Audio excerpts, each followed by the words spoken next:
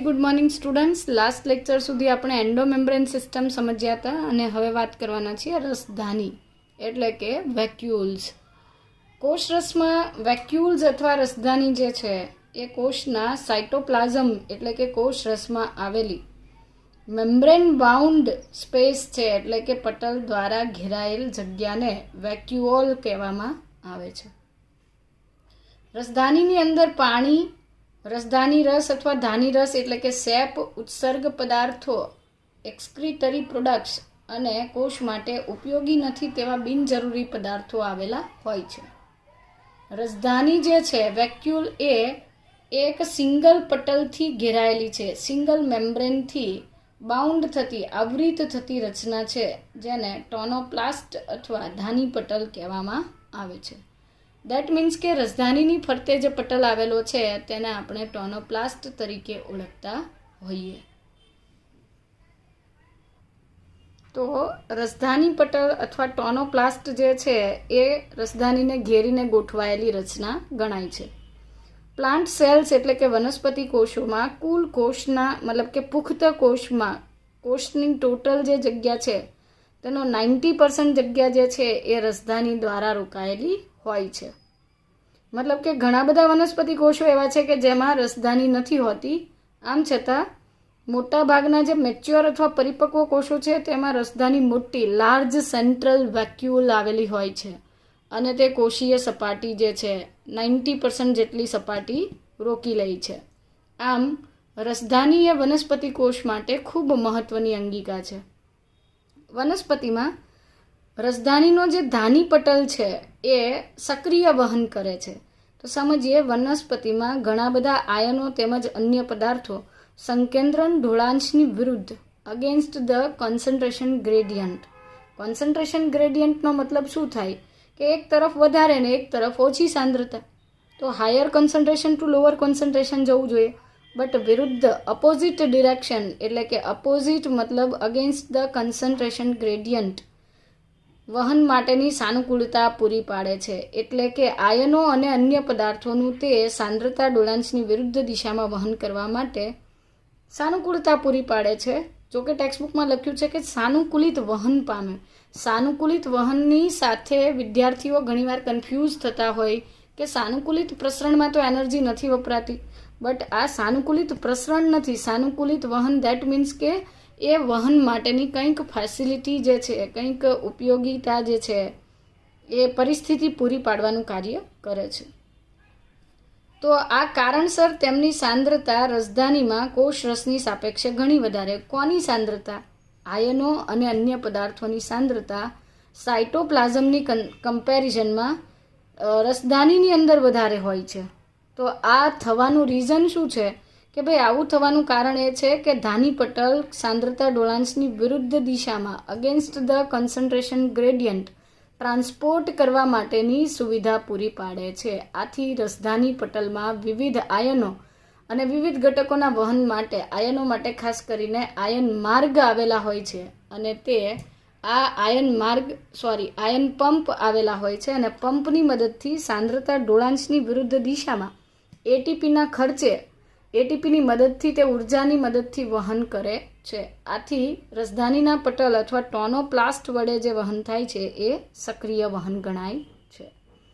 આવી રસધાની પૈકીની અમીબાની વાત કરીએ તો અમીબામાં આકુંચક રસધાની જે છે એ આવેલી હોય છે અને તે ઉત્સર્જન માટે ઘણી મહત્વપૂર્ણ રચના ગણાય છે.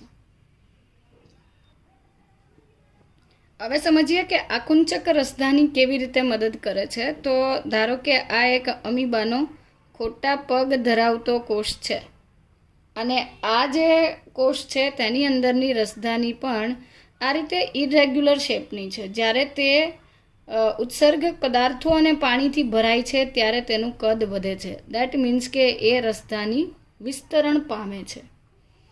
ત્યાર પછી આ વિસ્તરણ પામેલી રસધાની જે છે એ કોષરસ પટલની નજીક સંકેન્દ્રિત થઈ ફાટે છે અથવા તો ઉત્સર્ગ પદાર્થોને કોષની બહાર મુક્ત કરે છે. ચાલો, આ પદાર્થો આમાંથી બહાર નીકળી ગયા પછી આ રસધાની ફરીથી સંકોચન પામે છે. એટલે કે તેની અંદર કોઈ પદાર્થો નથી ત્યારે તેનું કદ સાંકડું છે અને જ્યારે પદાર્થોથી ભરેલી છે ત્યારે કદ મોટું છે. તો આ રીતે સ્થિતિસ્થાપક હોવાથી તેને કોન્ટ્રેક્ટાઇલ વેક્યુલ અથવા આકુંચક રસધાની કીધી છે. આ રસધાની ઉત્સર્જન અને જળ નિયમન સાથે સંકળાયેલી ગણાય છે.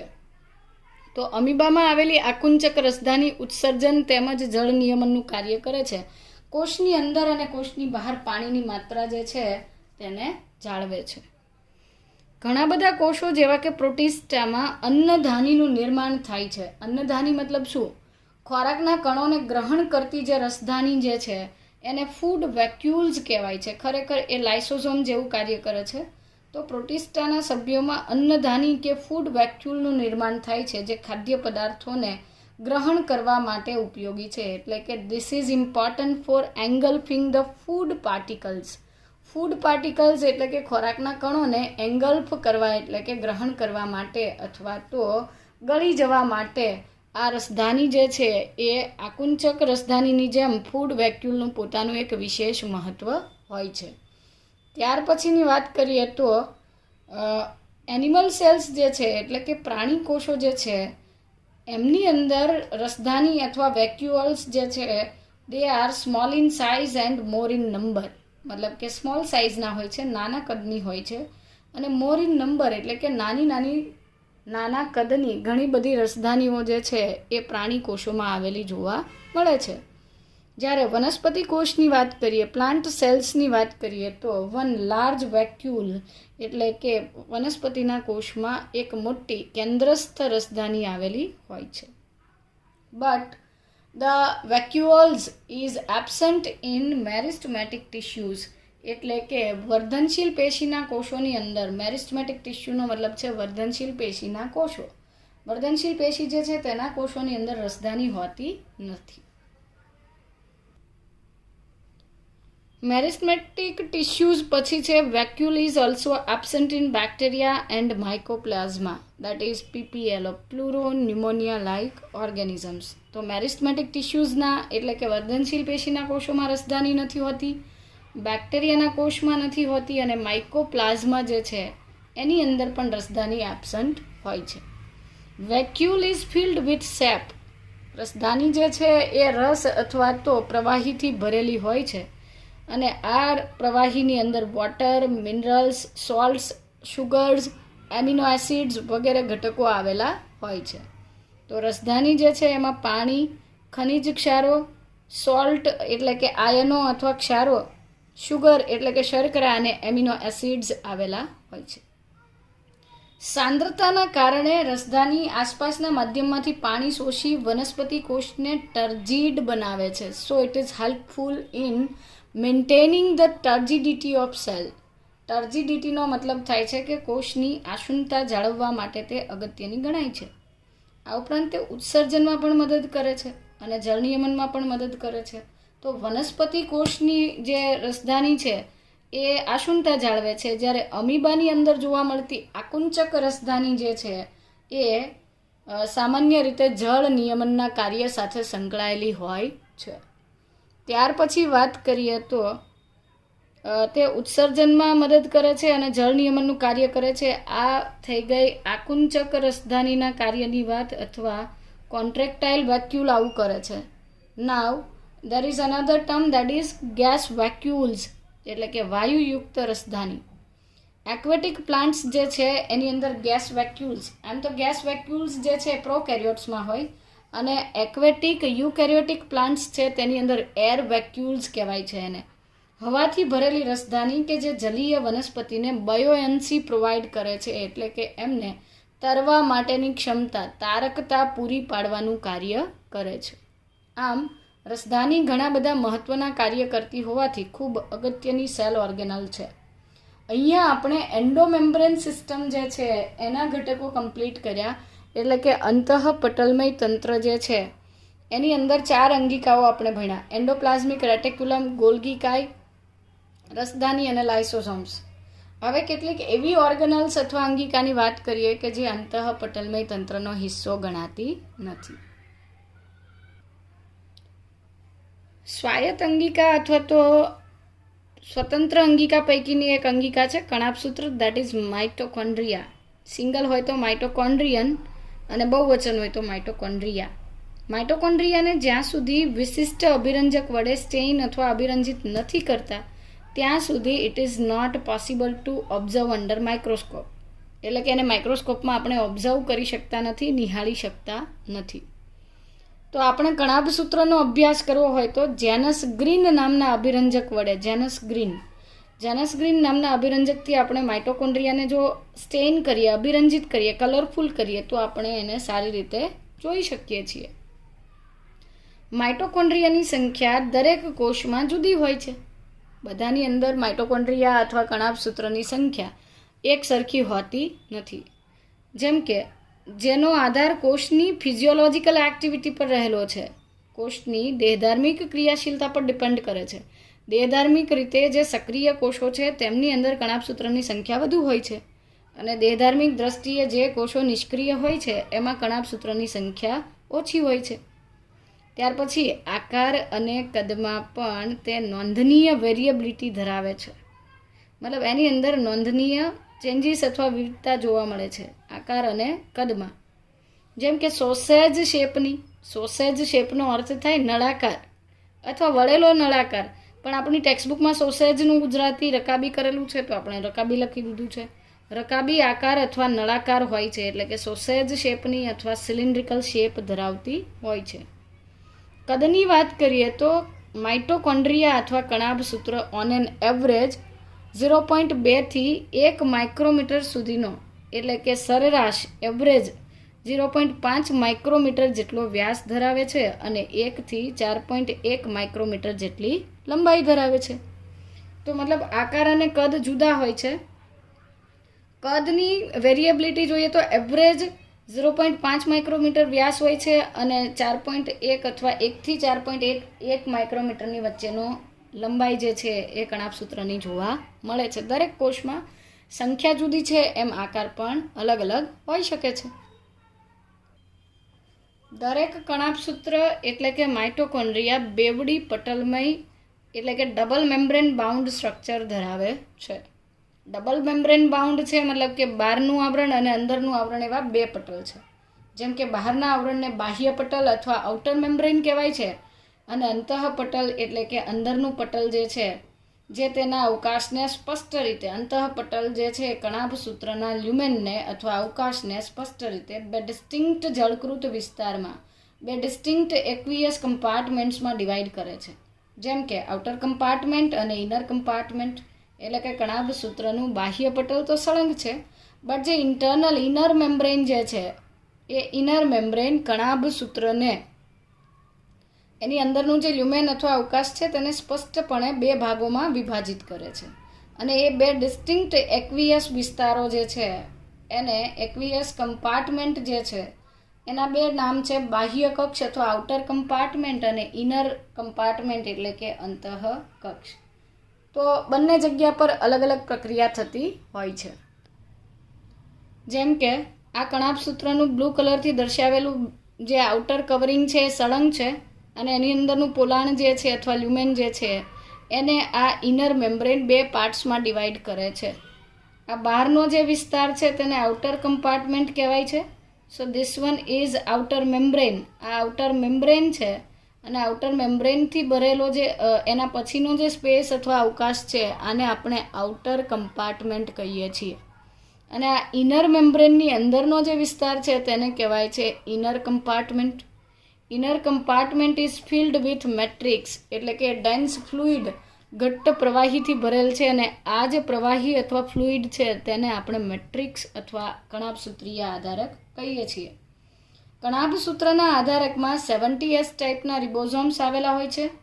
ત્યાર પછી એની અંદર વલયાકાર ડીએનએ કે જે જીસી રીચ ડીએનએ છે એ આવેલું હોય છે અને ક્રિસ્ટીના પ્રવર્ધો એટલે કે અંદરનું આવરણ સળંગ અથવા તો લીસું ન હોવાના બદલે ગળીયુક્ત અથવા ફોલ્ડેડ સ્ટ્રક્ચર બને છે અને એને આપણે કહીએ છીએ ક્રિસ્ટી પ્રવર્ધો.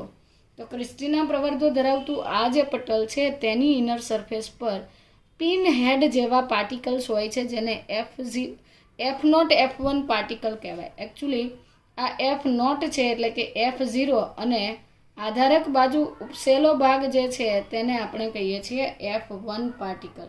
તો આ જે પાર્ટિકલનો ભાગ છે આ F1 છે. ખરેખર તો આખામાં હોય છે, બટ મેં રેફરન્સ પર્પઝ માટે થોડા વિસ્તારમાં દર્શાવ્યું છે. તો આ બલ્જ થયેલો ઉપસેલો ભાગ છે એ F1 પાર્ટિકલ છે, અને આ જે સાંકડો અથવા તો નેરો ભાગ જે છે દેટ ઇઝ F0. તો F0 જે છે એ કણાભ સૂત્રના અથવા તો માઇટોકોન્ડ્રિયાના ઇનર મેમ્બ્રેનની અંદર ખૂંપેલો છે, જ્યારે F1 જે છે એ મેટ્રિક્સ અથવા આધારક તરફ આવેલો ગોઠવાયેલો વિસ્તાર છે. કણાભ સૂત્રના મેટ્રિક્સમાં અથવા તો જે આધારક જેવું જે જેલી જેવું પ્રવાહી છે તેની અંદર આ વલયાકાર DNA અને એની સાથે સાથે 70S ટાઈપના રાઇબોઝોમ્સ આવેલા હોવાના કારણે એને અર્ધ સ્વાયત્ત અંગિકા કહેવાય છે, બિકોઝ એ જાતે સ્વયં જનન પામી શકે છે. એનું ઓટોમેટિક રેપ્લિકેશન થાય છે અને એ એક કણાભ સૂત્રમાંથી નવા 2 કણાભ સૂત્ર બનાવી શકે છે. ફરીથી સમજીએ કે બાહ્ય પટલ અને અંતઃપટલ, આઉટર મેમ્બ્રેન અને ઇનર મેમ્બ્રેન. ઇનર મેમ્બ્રેન માઇટોકોન્ડ્રિયાના લ્યુમેનને 2 ડિસ્ટિંક્ટ એક્વિયસ કમ્પાર્ટમેન્ટમાં ડિવાઈડ કરે છે. આઉટર કમ્પાર્ટમેન્ટ એટલે કે બાહ્ય કક્ષ અને ઇનર કમ્પાર્ટમેન્ટ એટલે કે અંતઃકક્ષ. ઇનર કમ્પાર્ટમેન્ટ અથવા અંતઃકક્ષને આધારક કહેવાય છે, જેમાં પ્રવાહી અથવા ઘટ્ટ જેલી જેવું પ્રવાહી ભરેલું છે. આઉટર મેમ્બ્રેન અથવા બાહ્ય પટલ સળંગ હોય છે અને કણાભ સૂત્રની બાહ્ય સીમા રચે છે, એટલે કે it is continuous and limiting boundary form કરે છે, પ્રોડ્યુસ કરે છે. લિમિટિંગ બાઉન્ડ્રીનો અર્થ છે કે કોષ રસથી કણાભ સૂત્રની હદ રેખાને અલગ પાડે છે. જ્યારે કણાભ સૂત્રનું અંતઃપડ જે છે, ઇનર મેમ્બ્રેન જે છે, અંતઃપડ જે છે એ અંદરની બાજુએ આધારક બાજુએ અંતર્વલનથી ઇનફોલ્ડિંગ્સથી અનેક પ્રવર્ધો રચે છે, અને આ જે પ્રવર્ધો અથવા ફોલ્ડ્સ છે તેને ક્રિસ્ટી પ્રવર્ધો કહેવાય છે. ક્રિસ્ટીનું કાર્ય શું છે? ક્રિસ્ટીનું કાર્ય છે કે તે સપાટીય ક્ષેત્રફળમાં એટલે કે સરફેસ એરિયા જે છે તેની અંદર વધારો કરી શકે છે. તો એ સરફેસ એરિયાની અંદર વધારો કરવાનું કાર્ય કરે છે. કણાભ સૂત્રના બંને પટલોમાં તેને કાર્યને સંબંધિત વિશિષ્ટ એન્ઝાઇમ્સ અથવા ઉત્સેચકો આવેલા જોવા મળે છે, જે કણાભ સૂત્રના કાર્ય સંબંધિત હોય છે. એટલે બંને પટલ એટલે આઉટર મેમ્બ્રેન અને ઇનર મેમ્બ્રેન. તો આઉટર અને ઇનર મેમ્બ્રેનની સરફેસ પર અલગ અલગ કાર્યને સંબંધિત અલગ અલગ ઉત્સેચકો આવેલા હોય છે. કણાભ સૂત્ર એટલે કે માઇટોકોન્ડ્રિયા જારક શ્વસન માટેનું સ્થાન છે. એરોબિક રેસ્પિરેશન કરે છે, અને આ રેસ્પિરેશનથી તે એટીપી સ્વરૂપે સેલ્યુલર એનર્જી લિબરેટ કરે છે, રિલીઝ કરે છે. એટલે કે એટીપી સ્વરૂપે તે કોષીય શક્તિ મુક્ત કરે છે, ઉત્પન્ન કરે છે. આ રીઝનથી કણાભ સૂત્ર એટલે કે mitochondria is commonly known as power house of a cell, એક કોષનું શક્તિઘર તરીકે ઓળખાય છે. હવે સમજીએ કણાભ સૂત્રનું આધારક એટલે કે માઇટોકોન્ડ્રિયાનું મેટ્રિક્સ જે છે તેની અંદર વલયાકાર DNA આવેલું હોય છે, એટલે કે સિંગલ સર્ક્યુલર DNA, અને થોડા ઘણા RNAના અણુ પણ આવેલા હોય. RNA molecules are also present. Ribosomes A 70S પ્રકારના હોય છે, એટલે કે 70S ટાઈપના રાઇબોઝોમ્સ આવેલા હોય છે, અને તેની સાથે સાથે પ્રોટીન સંશ્લેષણ માટેના આવશ્યક ઘટકો પણ કણાભ સૂત્રના આધારકમાં હોય છે. તો મતલબ કે કણાભ સૂત્રના આધારકમાં 70S ટાઈપના રિબોઝોમ્સ આવેલા છે, RNA, સિંગલ સર્ક્યુલર DNA વગેરે ઘટકો આવેલા હોવાથી કણાભ સૂત્ર દ્વિભાજન અથવા બાઇનરી ફ્યુઝનથી ભાજન પામી શકે છે, વિભાજનથી નવા 2 કણાભ સૂત્ર બનાવી શકે છે.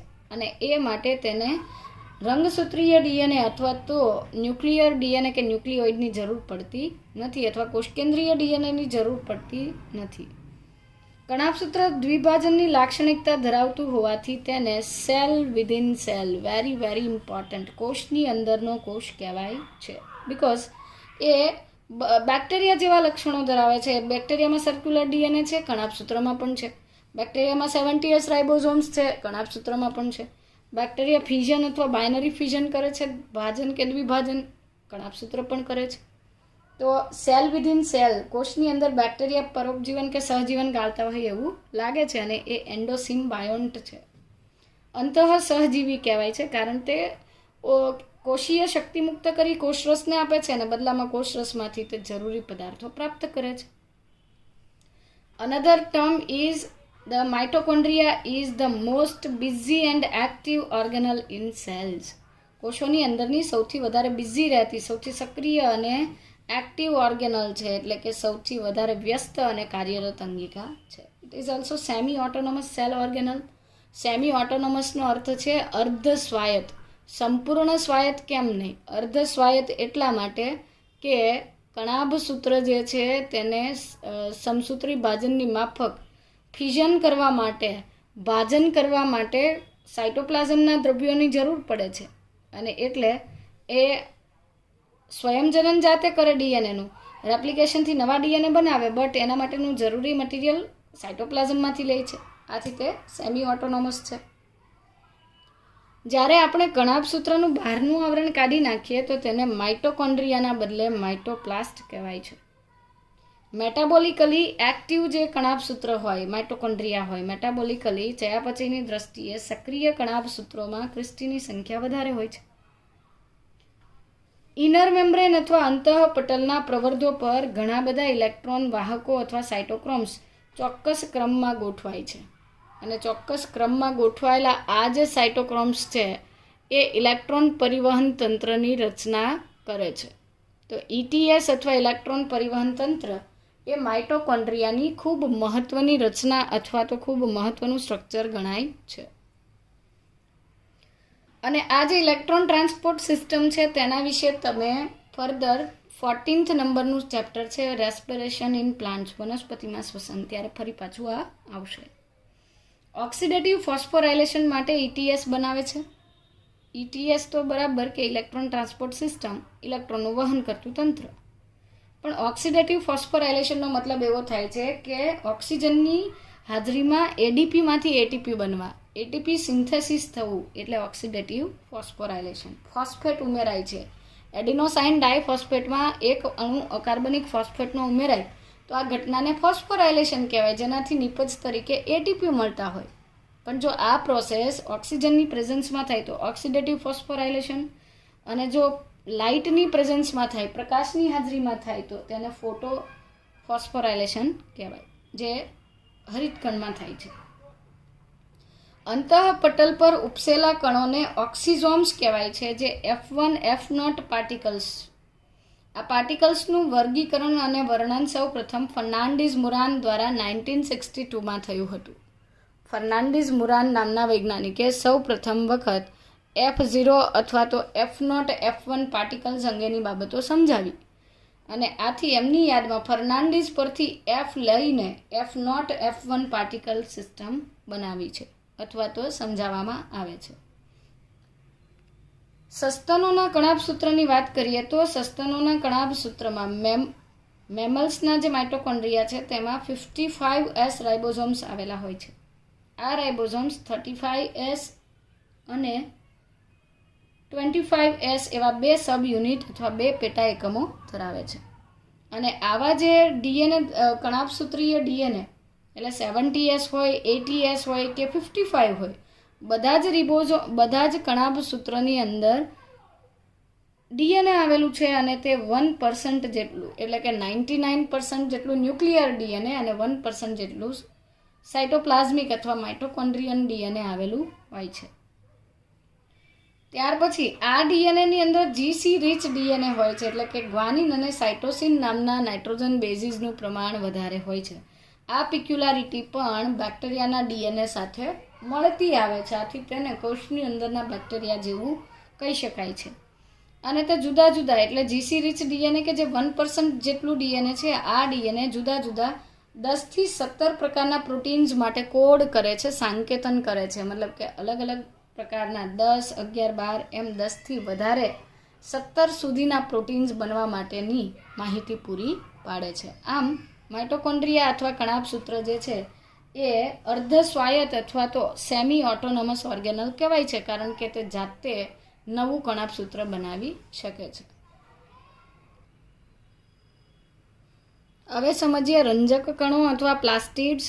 રંજક કણ બધા જ વનસ્પતિ કોષો અને કેટલાક પ્રજીવો જેવા કે યુગ્લિનોઇડ્સમાં જોવા મળે છે. આકારની દ્રષ્ટિએ તેઓ મોટા હોવાના લીધે સૂક્ષ્મદર્શક યંત્રમાં માઇક્રોસ્કોપમાં ઇઝીલી જોઈ શકાય છે.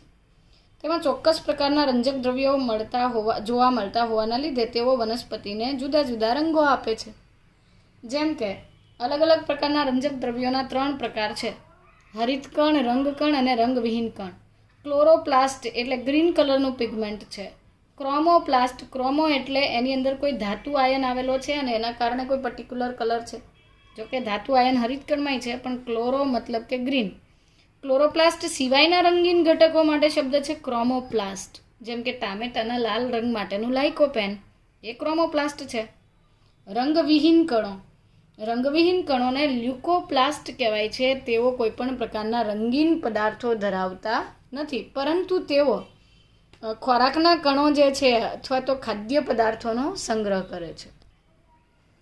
તો હરિતકણ એટલે કે ક્લોરોપ્લાસ્ટ જે છે તેમાં ક્લોરોફિલ અને કેરોટીનોઇડ રંજક દ્રવ્ય આવેલા હોય છે, જે પ્રકાશ સંશ્લેષણ એટલે કે ફોટોસિન્થેસિસની ક્રિયા માટેના આવશ્યક પ્રકાશ શક્તિને ગ્રહણ કરવાનું કાર્ય કરે છે. તો મતલબ કે પ્રકાશ શક્તિને ગ્રહણ કરવાનું કાર્ય કરતા હોવાથી તેઓ પ્રકાશ ઉર્જાને રાસાયણિક ઉર્જામાં કન્વર્ટ કરી શકે છે. તો એ ડિટેલમાં જોઈશું. રંગકણો એટલે કે ક્રોમોપ્લાસ્ટ જે છે તે ચરબી દ્રાવ્ય કેરોટીનોઇડ્સ દ્રવ્યો ધરાવે છે. ચરબીમાં દ્રાવ્ય થતા કેરોટીનોઇડ્સ, જેમાં કેરોટીન, ઝેન્થોફિલ અને અન્ય રંજક દ્રવ્યો આવેલા હોય છે. જેમ કે કેરોટીનોઇડ્સ અને ઝેન્થોફિલ જેવા જે રંજક કણો છે અથવા રંજક દ્રવ્યો છે એ વનસ્પતિના વિવિધ ભાગોને પીળો, નારંગી કે લાલ રંગ બક્ષે છે. જેમ કે પુષ્પ, ફળ અને બીજના જે ડિફરન્ટ કલર્સ છે, દેટ ઇઝ ડ્યુ ટુ રંગકણ અથવા ક્રોમોપ્લાસ્ટ. રંગવિહીન કણો જે છે લ્યુકોપ્લાસ્ટ જે છે, રંગવિહીન કણ જુદા જુદા આકાર અને કદના હોઈ શકે, જેમાં ખાદ્ય સંચિત પોષક દ્રવ્યો એટલે કે સ્ટોર્ડ મટીરિયલ્સ આવેલા હોય છે. સ્ટોર્ડ ન્યુટ્રિયન્ટ્સ આવેલા હોય છે, એટલે કે ખાદ્ય પોષક દ્રવ્યોનો સંગ્રહ કરે છે, જેવા કે કાર્બોદિત, પ્રોટીન, ચરબી વગેરે.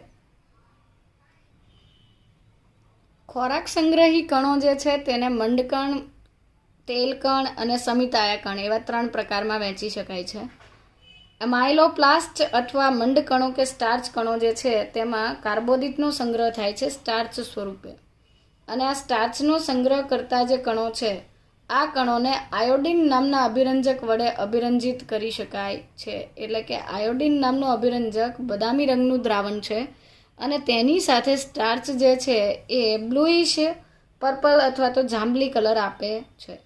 તો આવા જે સ્ટાર્ચ કણો છે એ બટાકાની અંદર હોય છે અને પ્રયોગશાળામાં તેનું પ્રયોગ દરમિયાન અવલોકન થઈ શકે આયોડિન વડે.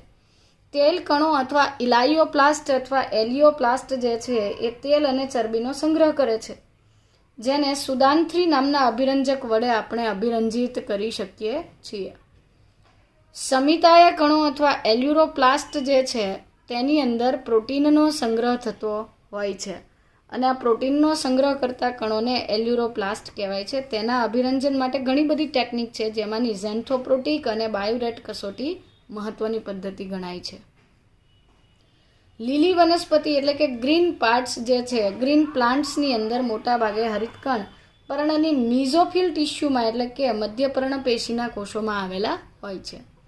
હરિતકણો મુખ્યત્વે જુદા જુદા આકાર ધરાવતા હોય છે અને આવા અલગ અલગ આકારના હરિતકણ અલગ અલગ સજીવોમાં જોવા મળે છે. જેમ કે ઉચ્ચ કક્ષાની વનસ્પતિની વાત કરીએ તો ઉચ્ચ વનસ્પતિની અંદર સ્પાયરોગાયરા નામની લીલમાં સ્પાઇરલ કે રિબન શેપના એટલે કે પટ્ટી જેવા આકારના કણાભસૂત્ર હરિતકણ હોય છે. લેન્સ આકારના કે અંડાકાર કે ગોળાકાર જે હરિતકણો છે એ ઉચ્ચ વનસ્પતિમાં હોય છે. ત્યાર પછી પટ્ટી જેવા આકારના જે ક્લોરોપ્લાસ્ટ છે એ સ્પાયરોગાયરામાં પણ હોય છે. કપ શેપના જે છે તે ક્લેમિડોમોનાસમાં આવેલા હોય છે અને એ અલગ અલગ લંબાઈ ધરાવતા હોય, જેમ કે 5 થી 10 માઇક્રોમીટર લંબાઈ અને 2 થી 4 માઇક્રોમીટર જેટલી પહોળાઈ ધરાવે છે. હરિતકણ જે છે તેનું બાહ્ય આવરણ સળંગ હોય છે. અંદરની તરફ જે લ્યુમેન અથવા પોલાણ છે એમાં ભરેલા પ્રવાહીને આધારક અથવા સ્ટ્રોમા કહેવાય છે સ્ટ્રોમામાં મુક્ત રીતે તરતી બંધ કોથળીમય ચપટી રચનાને થાઇલેકોઇડ અથવા સ્ટ્રોમા લેમિલી કહેવાય છે. આવી સ્ટ્રોમા લેમિલી અથવા તો થાઇલેકોઇડ જોડાઈને થપ્પી બને ત્યારે તેને ગ્રેનમ કહેવાય છે. અને ગ્રેનમ ઘણી બધી ગ્રેનમ હોય ત્યારે બહુવચનમાં એને ગ્રેના કહેવાય છે.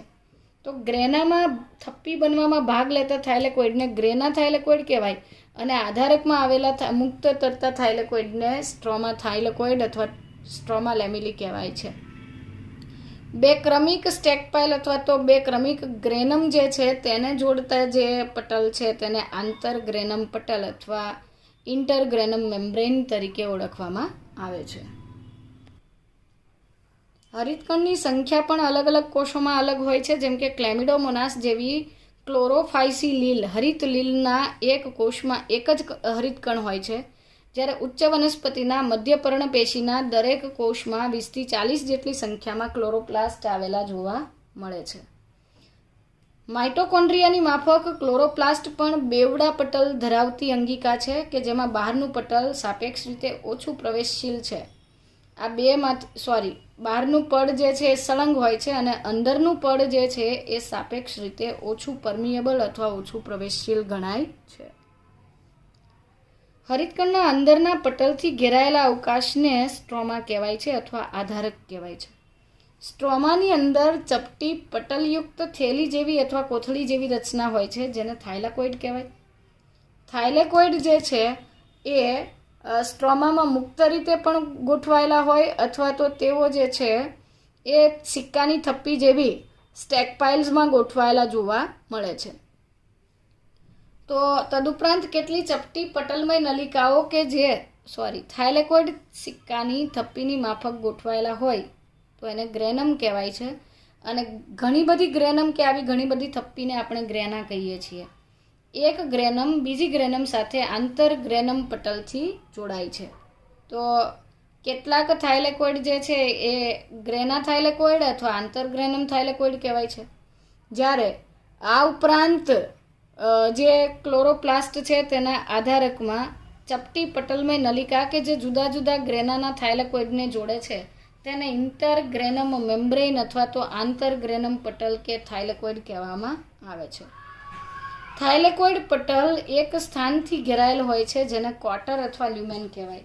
આનો મતલબ શું છે સમજીએ કે ધારો કે આ થાઇલેકોઇડ છે અને આ જે થાઇલેકોઇડ છે એની અંદર જે અવકાશ આવેલો છે આ અવકાશને લ્યુમેન અથવા તો ક્વાર્ટર કહેવાય છે. એટલે કે થાઇલેકોઇડનું લ્યુમેન કહેવામાં આવે છે.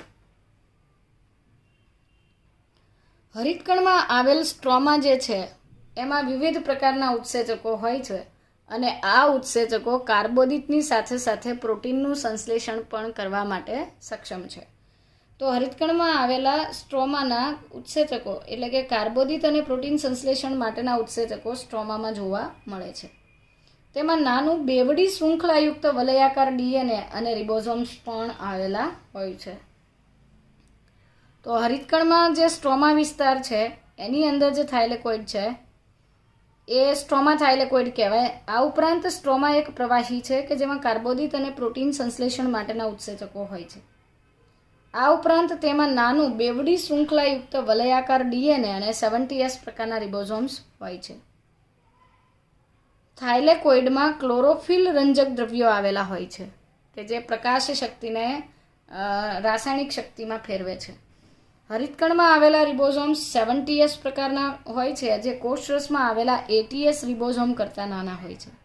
એટલે કે ક્લોરોપ્લાસ્ટના રિબોઝોમ્સ કોષરસના 80S પ્રકારના રિબોઝોમ્સની કમ્પેરિઝનમાં કેવા છે? સ્મોલ સાઇઝના છે, નાના કદના હોય છે.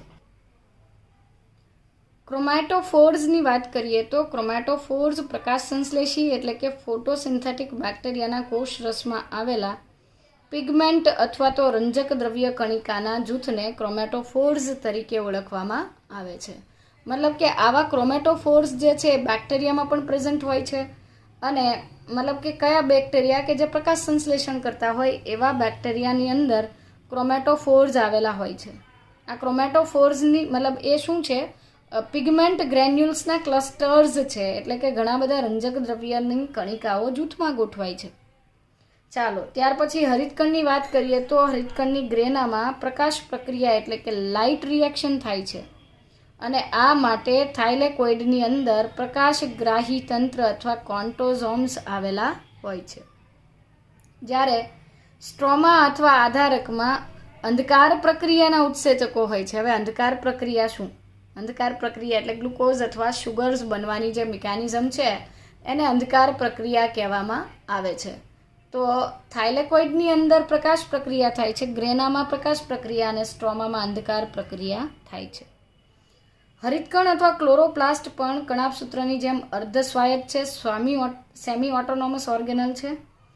હરિતકણની અંદર ડીએનએ જે છે એ માઇટોકોન્ડ્રિયામાં 1% હતું, જ્યારે ક્લોરોપ્લાસ્ટમાં ઘણું વધારે છે. ટોટલ ડીએનએનો 14% 14% જેટલો હિસ્સો હરિતકણમાં હોય છે અને તે 100 અથવા વધારે જનીનો ધરાવે છે અને તેના મદદથી તે વિવિધ ઉત્સેચકોનું સંશ્લેષણ કરે છે.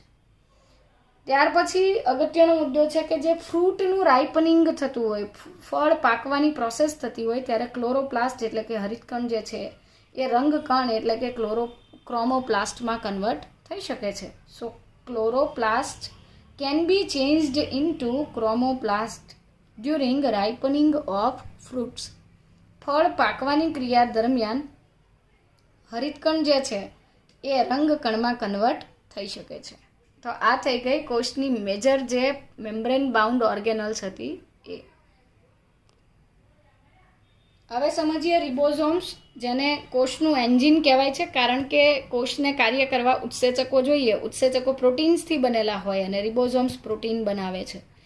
તો એટલે રિબોઝોમ્સને એન્જિન કહેવાય છે. જ્યોર્જ પેલાડે અથવા પેલેડેએ 1953માં ઇલેક્ટ્રોન માઇક્રોસ્કોપ દ્વારા સઘન કણિકામય સંરચના એટલે કે રિબોઝોમ્સને સૌ પ્રથમ નિહાળી અને તે રિબોન્યુક્લિક એસિડ અને પ્રોટીનથી બનેલી રચના છે જે કોઈપણ પ્રકારના પટલથી ઘેરાયેલી હોતી નથી. તો એ ન્યુક્લિક એસિડ અને પ્રોટીનથી બનેલી રચના છે, આરએનએ અને પ્રોટીન. યુકેરિયોટિક રિબોઝોમ્સ 80S પ્રકારના હોય, જ્યારે પ્રોકેરિયોટિક રિબોઝોમ્સ 70S પ્રકારના હોય. આ તો આપણે આગળ પણ વાત કરી હતી. જ્યાં S એટલે સ્વેડબર્ગ એકમ, અવસાદન પ્રમાણ કહેવાય છે, સેડિમેન્ટેશન કોએફિશિયન્ટ કહેવાય છે, જે પરોક્ષ રીતે કદ અને ઘનતાનું માપ ગણાય છે.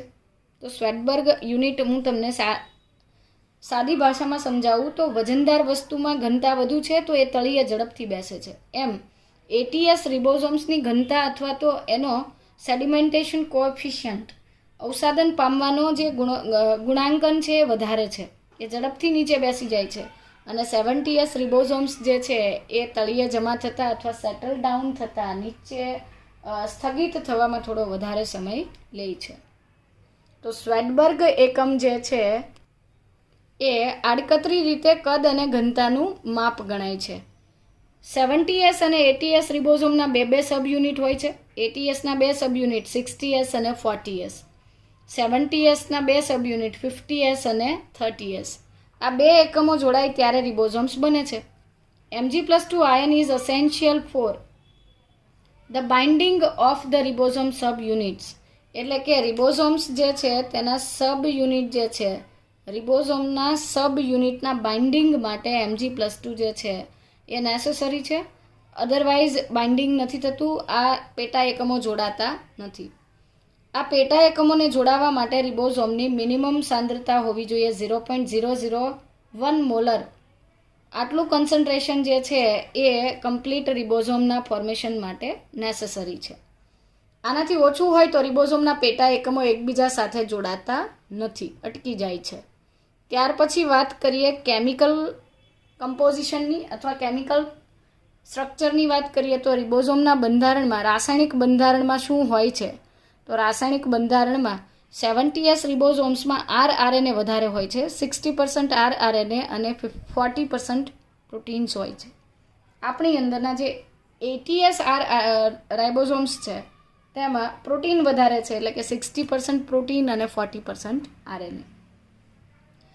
આ 60S સબ યુનિટ જે છે તેની અંદર 28S RNA, 5.8S RNA અને 5S રિબોઝોમલ RNA આવેલો હોય છે. 40S ની વાત કરીએ તો 40S rRNAમાં 18S rRNA મતલબ કે રિબોઝોમનું નાનું પેટા એકમ જે છે 40S સબ યુનિટ જે છે એ 18S રિબોઝોમલ આરએનએ ધરાવે છે, જ્યારે 50S સબ યુનિટ પ્રોકેરિયોટ્સમાં હોય છે જે 23S rRNA અને 5S rRNA ધરાવે છે. 30S સબ યુનિટમાં એક જ આરએનએ હોય છે અને એ છે 16S rRNA રિબોઝોમલ આરએનએ. કોષરસ કંકાલ અથવા સાઇટોસ્કેલેટનની વાત કરીએ તો કોષરસમાં રહેલ તંતુમય પ્રોટીન ફિલામેન્ટસ પ્રોટીનેશિયસ જાળીદાર રચના જે છે તેને સાઇટોસ્કેલેટન કહેવાય છે. મતલબ કે ફિલામેન્ટ્સ અથવા તાતણાઓથી બનતું પ્રોટીનના તાતણાથી બનતું એક નેટવર્ક અથવા જાળું એ સાઇટોસ્કેલેટન તરીકે ઓળખાય છે. કોષરસમાં જોવા મળતું સાઇટોસ્કેલેટન અથવા કોષરસ કંકાલ એ અલગ અલગ કાર્ય કરે, જેમ કે mechanical support, motility, maintenance of cell shape વગેરે. કોષનો આકાર જાળવે, ચલિતતા આપે અને યાંત્રિક મજબૂતાઈ સ્ટ્રેન્થ પૂરી પાડે છે, સપોર્ટ આપે છે. તો તેના 3 ઘટકો છે: સૂક્ષ્મ નલિકા, સૂક્ષ્મ તંતુ અને મધ્યવર્તી તંતુ. તો આ પૈકીની જે સૂક્ષ્મ નલિકાઓ છે એટલે કે માઇક્રોટ્યુબ્યુલ્સ જે છે, સૂક્ષ્મ નલિકાઓ સ્થિતિસ્થાપક કોન્ટ્રેક્ટાઇલ ટ્યુબ્યુલિન પ્રોટીનથી બનેલ હોય છે અને તે અંદાજિત 25 નેનોમીટર જેટલો વ્યાસ ધરાવે છે. પ્લાન્ટ્સમાં વનસ્પતિ કોષમાં સૂક્ષ્મ નલિકાઓ સામાન્ય રીતે કોષ દિવાલ સાથે સંકળાયેલી હોય છે. પ્રોબેબલી એવું કહેવાય છે, અંદાજિત એવું માનવામાં આવે છે કે કોષ દિવાલના નિર્માણ માટેનું જે મટીરિયલ છે કે જે ગોલ્ગી કાયમાંથી કોષની બહાર મોકલવાનું છે એ સૂક્ષ્મ નલિકાની મદદથી જાય છે. અને એટલે ગોલ્ગી કાયના જે ગ્લાયકોપ્રોટીન્સ, ગ્લાયકોલિપિડ્સ વગેરે બનેલા છે એ આ સૂક્ષ્મ નલિકા વડે ટ્રાન્સપોર્ટ થાય છે. કોષ વિભાજનની પ્રક્રિયા દરમિયાન એટલે કે સેલ ડિવિઝન થતું હોય ત્યારે આ સૂક્ષ્મ નલિકાઓ અથવા તો માઇક્રોટ્યુબ્યુલ્સ જે છે એ સ્પિન્ડલ ફાઇબર્સ દ્વિધ્રુવીય ત્રાક તંતુનું નિર્માણ કરે છે. તો સૂક્ષ્મ નલિકાઓ 2 કાર્ય કરે છે: ત્રાક તંતુનું નિર્માણ અને કોષ દિવાલનું નિર્માણ. ત્યાર પછી વાત કરીએ આપણે સૂક્ષ્મ તંતુઓની, માઇક્રોફિલામેન્ટ્સ. સૂક્ષ્મ તંતુઓ એ 40થી 50 એંગસ્ટ્રોમ જાડાઈ ધરાવતા લાંબા સળિયા જેવી રચના છે કે જે સમગ્ર કોષના સાઇટોપ્લાઝમમાં ફેલાયેલા હોય છે અને તે અંદાજિત અપ્રોક્સિમેટલી 10 નેનોમીટર જેટલો વ્યાસ ધરાવે છે. 10 નેનોમીટર જેટલો વ્યાસ ધરાવતા આ સૂક્ષ્મ તંતુઓ પ્રોટીનથી બનેલા હોય છે. માઇક્રોફિલામેન્ટ્સ એ સ્થિતિસ્થાપક અથવા કોન્ટ્રેક્ટાઇલ એક્ટિન પ્રોટીનથી બનેલા હોય છે. એટલે કે સૂક્ષ્મ તંતુઓ છે એ સ્થિતિસ્થાપક એક્ટિન પ્રોટીનથી બનેલા છે. તેઓ સ્નાયુ સંકોચન એટલે કે મસલ કોન્ટ્રેક્શન, સાયક્લોસિસ એટલે કે જીવરસનું ભ્રમણ વગેરે કાર્યો સાથે સંકળાયેલા છે. કોષની અંદર કોષરસનું ભ્રમણ પ્રેરે છે. ત્યાર પછી માઇક્રોટ્યુબ્યુલ્સ અને માઇક્રોફિલામેન્ટ કોષને કોષરસીય કંકાલનો બેઝ અથવા આધાર પૂરો પાડે છે. મતલબ કે આધાર આપતું માળખું રચે છે માઇક્રોટ્યુબ્યુલ્સ અને માઇક્રોફિલામેન્ટ્સ. ત્યાર પછી વાત કરીએ ઇન્ટરમીડિયેટ ફિલામેન્ટ્સની, એટલે કે આંતર અથવા મધ્યવર્તી તંતુઓ જે છે. ઇન્ટરમીડિયેટ ફિલામેન્ટ અથવા મધ્યવર્તી તંતુઓ જે છે એ સામાન્ય રીતે ઘણા બધા પ્રકારના હોય છે. એટલે કે દરેક કોષની અંદર ઘણા બધા પ્રકારના છે, પરંતુ સામાન્ય રીતે તેઓ સ્ટ્રોંગ અને રોપ લાઇક હોય છે. એટલે કે મજબૂત દોરડા જેવી રચનાઓ તરીકે અસ્તિત્વ ધરાવે છે. એમનું મુખ્ય કાર્ય પણ યાંત્રિક આધાર આપવાનું છે. એટલે કે તેઓ મિકેનિકલ સપોર્ટ જે છે એ પ્રોવાઈડ કરે છે. તો આ ઇન્ટરમીડિયેટ ફિલામેન્ટ્સ અથવા તો મધ્યવર્તી તંતુઓનું કાર્ય પૂછે તો મિકેનિકલ સપોર્ટ છે. સૂક્ષ્મ નલિકાઓ સાથે અનુક્રમે વારાફરતી જોડાઈને તેઓ ટ્યુબ્યુલિનની નાજુક રચનાને સ્ટ્રેન્થ પૂરી પાડે છે. તમે જાણો છો કે માઇક્રોટ્યુબ્યુલ્સ છે એ ટ્યુબ્યુલિન પ્રોટીનથી બનેલી છે. ટ્યુબ્યુલિન પ્રોટીનની બનેલી નાજુક નલિકાને મજબૂતાઈ પૂરી પાડવાનું કાર્ય ઇન્ટરમીડિયેટ ફિલામેન્ટનું હોય છે. દરેક કોષમાં ઇન્ટરમીડિયેટ ફિલામેન્ટ હોય છે, પરંતુ તેના પ્રોટીનના જે સબ યુનિટ્સ છે અથવા તો પ્રોટીનના ઉપએકમો દરેક કોષમાં જુદા હોય છે. જેમ કે ન્યુરોફિલામેન્ટ્સ, ન્યુરોન્સ અથવા તો અક્ષતંતુ કે ચેતાકોષના અક્ષતંતુમાં આ ન્યુરોફિલામેન્ટ્સ આવેલા હોય છે. એવી રીતે મસલ સેલ્સ જે છે, સ્નાયુ કોષો જે છે એની અંદર ડેસ્મિન ફિલામેન્ટ્સ આવેલા હોય છે. આમ સૂક્ષ્મ તંતુ, સૂક્ષ્મ નલિકા અને ઇન્ટરમીડિયેટ ફિલામેન્ટ્સ એટલે કે મધ્યવર્તી તંતુઓ ભેગા મળી કોષરસ કંકાલની રચના કરે છે, જે કોષને આકાર આપવું, પદાર્થોનું વહન કરવું અને સ્નાયુ સંકોચન કરવું, જીવરસનું ભ્રમણ કરવું વગેરે અનેક કાર્યો સાથે સંકળાયેલા ગણાય છે. તો પ્રાણી કોષોમાં મુખ્યત્વે તે આકાર જાળવવાનું કાર્ય કરે છે અને મહત્વનો મુદ્દો છે કે દરેક મિકેનિકલ સપોર્ટ માટે અથવા તો દરેક રચના યાંત્રિક કાર્ય માટે પણ ભાગ ભજવે છે.